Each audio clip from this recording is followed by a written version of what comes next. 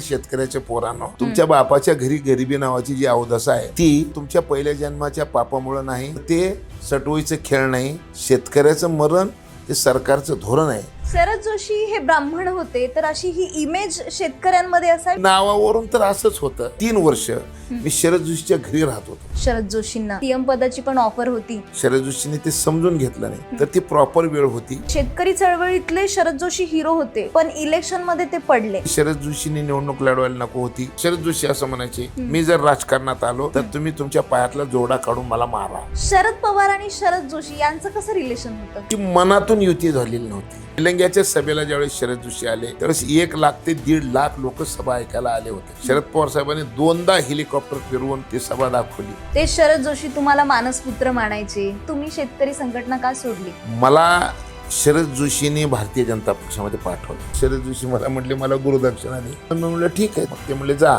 मुंबईला जा आणि गोपीनाथ मुंडेला भेट. प्रमोद महाजन आणि गोपीनाथ मुंडेंनी सांगितले की आम्हाला काही नको आहे, आम्हाला फक्त तुम्ही पाशा पटेल द्या. म्हणून माझी एक अट आहे, छातीवर जी बिल लावलाय शेतकरी संघटनेचा, मी ते काढणार नाही. तुमच्या खिशात विधान परिषदेच्या आमदारांची नावं असायची. ती यादी खरंच माझ्याकडे राहायची. गोपीनाथ मुंडे आणि बाळासाहेब ठाकरे. बऱ्याच वेळेस अशा घटना झालेल्या आहेत. 15-15 दिवस वेळ दिलेला नाही, तर मग राज ठाकरे सुद्धा तिथून गेले नसते. त्या काळामध्ये सुद्धा जर ऍक्सेस जर असता मातोश्रीवर तर युती तुटली नसती, आजपर्यंत तुटली नसती. गोपीनाथ मुंडे आणि विलासराव देशमुख एवढी पराकोटीची मैत्री होती की एकाला टोचलं तर दुसऱ्याला रक्त निघाल. गोपीनाथ मुंडे 14 साली गेले. त्यांच्या गाडीत कोणच नव्हतं, पण ती वेळ अशी होती की सगळे झोपलेले होते, कोणीच फोन उचलला नाही, म्हणून त्या ऍक्सिडेंट मध्ये ते गेले नाहीत.